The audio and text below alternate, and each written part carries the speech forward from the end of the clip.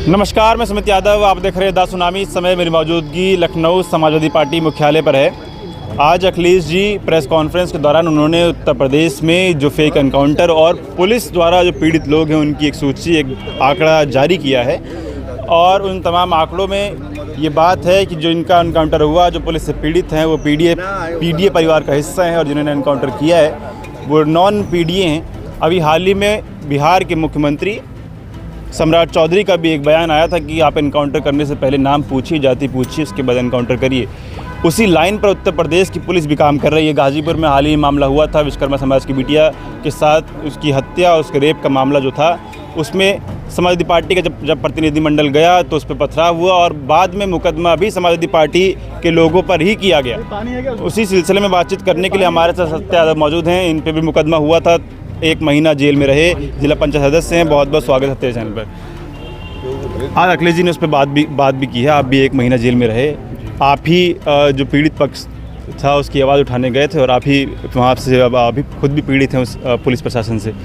कैसे क्या हुआ था पूरी घटना? हम सब लोगों को जब पता चला, जब उसके पिताजी ने आरोप लगाना शुरू किए मीडिया में आकर, सोशल मीडिया पे, कि हमारी बेटी के साथ गलत करके उसकी हत्या कर दी गई है। जब इस बात को जब पता चला तो 14 तारीख की घटना है, उसमें कोई एफआईआर नहीं होता है, पोस्टमार्टम करा के उस बेटी की दाह संस्कार कर दिया जाता है।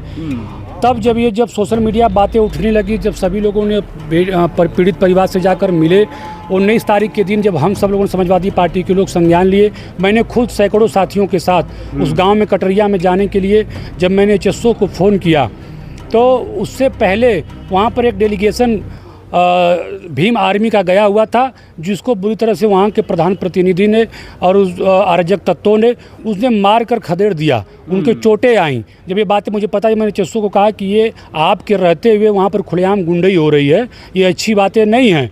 तब उन्होंने, जब हम सब लोगों ने दबाव बनाया, हम लोगों ने कहा कि हम आकर पीड़ित परिवार से मिलेंगे और हम लोगों के साथ कोई किसी घटना हुई तो ये अच्छी बात नहीं होगी।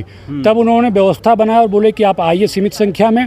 हम लोगों ने भी उनका सम्मान किया, गए वहाँ पे पीड़ित परिवार से मिले और उनकी बातें सुनी। वहाँ के पीड़ित परिवार ने आरोप लगाया कि इस गाँव के लोग, जो प्रधान हैं और एक और नाम ले रहा था, कि इन लोगों ने मुझे दबाव बना रहे हैं कि आप गाँव में कहाँ जाकर बाथरूम करोगे।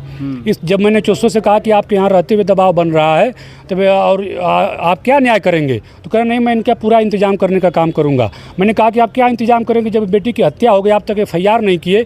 आज 14 तारीख की घटना है, आप 19 तारीख के दिन जब हम लोगों के आने के बाद तो आप एफआईआर की कॉपी दे रहे हैं। तो कह रहे हैं हत्या ने आत्महत्या को। अरे आप जब आत्महत्या है तो फिर आप 302 का मुकदमा कैसे लिख दिए? उनके पास इसका कोई जवाब नहीं था। तब उसके बाद समाजवादी पार्टी का डेलीगेशन वहाँ पे गया। जब माननीय कुछ हम लोगों ने राष्ट्रीय अध्यक्ष जी को इस बात को अवगत कराए, 22 तारीख की डेलीगेशन गया। वहाँ का प्रधान, आप लोगों ने देखा होगा कि उस डेलीगेशन के ऊपर किस तरह से वहाँ पर अराजक तत्वों को बुलाकर सबसे पहले अगर किसी ने पत्थर चलाने का काम किया। आप वीडियो देखे होंगे, सोशल मीडिया, पूरी स्ट्रीट मीडिया में वो वीडियो चल रही थी कि सबसे पहले अगर किसी ने पत्थर उठाकर मारने का काम किया तो उस गांव का प्रधान प्रतिनिधि ने करने का काम किया था। और वो पत्थर हम लोगों को आकर हमारे पार्टी के नेता को लगा, हम लोगों को भी चोटें आई। जाकर हम इलाज करा रहे थे और इलाज कराने के बाद डॉक्टरों ने बोला कि आपका एक्सरे होगा। जब हम एक्सरे कराने के बाद जब हम लोग डॉक्टर से बोला कि भैया हम लोगों का आज डिस्चार्ज कर दीजिए, फिर बाद में हम आकर अपनी दवा ववा चाहे जो भी होगी रिपोर्ट ले लेंगे। नीचे आते हैं, वहाँ पर दर्जनों संख्या में पुलिस मौजूद रहती है, कई थानों के एचएसओ कोतवाल मौजूद। ज़बरदस्ती मुझे जब कहते हैं कि आप गाड़ी में बैठे, मैंने कहा क्यों बैठे?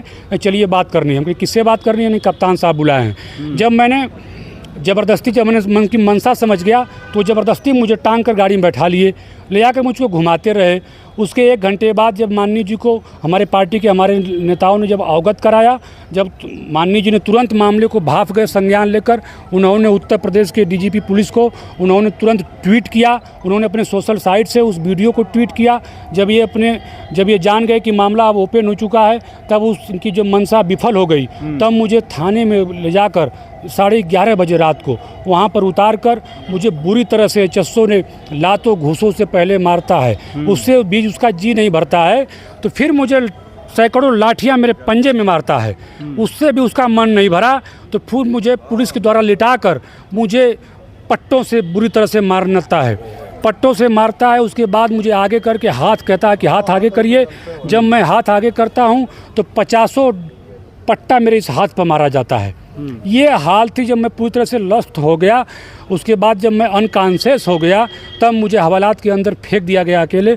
उसके बाद भोर में कोई बेचारा नेक दिल का सिपाही था, वो आया, वो पानी छिड़का। उसके बाद मुझे जब मैं कहा कि भैया मुझे बहुत ज़्यादा प्यास लगी, मेरा हलक सूख रहा है, तब लाकर मुझे पानी पिलाया। उसके बाद मुझे जेल भेज दिया जाता है, कपड़ा बदलवा कर, पूरे खून से लथपथ हो चुका था मेरा कपड़ा।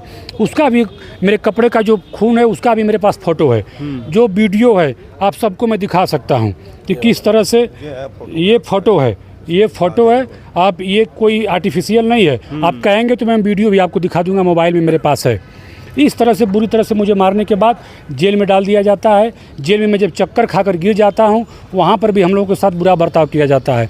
डॉक्टरों ने जब कह दिया कि इनका इलाज अंदर संभव नहीं है, इनको CT स्कैन की ज़रूरत है, तब 10 दिन के बाद, किसी भारी दबाव के बाद, तब 13-14 दिन के बाद जब मुझे BHU एडमिट कराया गया, CT स्कैन हुआ जहां मुझे सर में क्लाटिंग है और उसकी दवा अभी तक चल रही है। अब रिहाई के बाद मैं आप सब लोगों के बीच में, अभी भी तबीयत अस्वस्थ है, लेकिन हम लोगों का हौसला इससे टूटने वाला नहीं है। हम उनको बताना चाहते हैं कि आपकी लाठी पट्टों की मार हमारे हौसले को नहीं तोड़ सकती है। हम और ज़्यादा ऊर्जा के साथ, अगर किसी के साथ, दलित, पिछड़ा या किसी भी वर्ग के साथ अगर अन्याय होगा तो उसकी लड़ाई हम और मजबूती से लड़ने का काम करेंगे। इतनी लड़ाई आप लोगों ने लड़ी, 1 महीना आप जेल में रहे, कई लोगों पे मुकदमे उस मामले में हुए, रामाश्रय विश्वकर्मा जी के सर पे भी चोट लगी, लेकिन उसके बावजूद अब वो जो विश्वकर्मा समाज की बिटिया, उसका परिवार, उसका क्या हाल है, कहाँ तक कार्रवाई पहुँची है?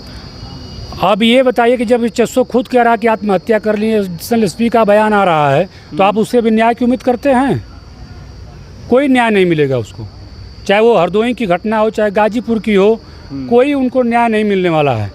ये आज जाति विशेष देखकर जाति सूचक गालियां दी जा रही हैं। हमारे पार्टी के नेता को गाली दिया गया जब हमको मारा जा रहा था, हमसे गाली दिलवाने के लिए मारा जा रहा था। जब मैं नहीं दे रहा था तो और मुझे मारा गया। ये स्थिति है उत्तर प्रदेश की। जो लोग संवैधानिक, सिर्फ यादव होने की वजह से, संवैधान सिर्फ यादव होने की वजह से, यादव या पिछड़ा किसी भी आप जात के हैं, पिछड़े हैं, यादव हैं, तो आपके साथ जाति होना तय है, सिर्फ एक जात विशेष को छोड़कर। अभी आंकड़ा हमारे नेता जी ने रखा था, हमारे एक वकील साहब ने फेक इनकाउंटर की जो आंकड़ा रखे थे आप लोगों के सामने, उसमें सबसे ज़्यादा ब्राह्मणों की हत्या हुई है। उसके बाद फिर पासी और यादव की। तो ये हाल है उत्तर प्रदेश का। ठीक, हम लोग सत्ता यादव जी से बात कर रहे थे, गाजीपुर का वो मामला, और 1 महीना जेल में रहे। जेल से छूटने के बाद वो तस्वीरें आप लोगों को इन्होंने दिखाई कि किस तरीके से पुलिस ने इनके साथ व्यवहार किया। वो चोटों के निशान, तस्वीरें आप लोगों ने देखी कि क्या तस्वीर हालात है। आज अखिलेश जी ने प्रेस कॉन्फ्रेंस के दौरान वो फेक एनकाउंटर की फहरिस्त, वो जितने फेक एनकाउंटर हुए, कस्टोडियल डेथ हुई, पुलिस की कस्टडी में जिन लोगों की डेथ हुई, वो लोग कौन हैं, किस जाति से आते हैं, और जिन लोगों ने एनकाउंटर किया वो किस जाति से आते हैं, वो तमाम तस्वीरें रखी हैं। हाल ही में बिहार के डिप्टी CM ने ये बात कही है, और बिहार के मुख्यमंत्री ने ये बात कही है, सम्राट चौधरी ने, कि जाति देख के एनकाउंटर करिए। उत्तर प्रदेश में सिलसिला काफ़ी पहले से चल रहा है, जाति देख के एनकाउंटर और पुलिस कस्टडी में डेथ उत्तर प्रदेश में काफ़ी पहले से हो जा रही। सत्या यादव उसी सिलसिले में, उन्हीं फहरिस्त में, उसी सूची में एक सत्या यादव भी लिस्ट, इनका भी एनकाउंटर हो सकता था, पूरी तैयारी पुलिस की थी, लेकिन समय से सूचना अखिलेश जी को मिलने के बाद और वो घटना टल गई है। लेकिन पुलिस कस्टडी में इनके साथ जो घटना हुई उन्होंने बताई। आप लोग क्या सोचते हैं, अपनी राय कमेंट बॉक्स में दीजिएगा। वीडियो में खत्म कर रहा हूँ, आप लोगों से मुलाकात अगली वीडियो में होगी। जुड़े रहें हमारे साथ, तब तक के लिए नमस्कार।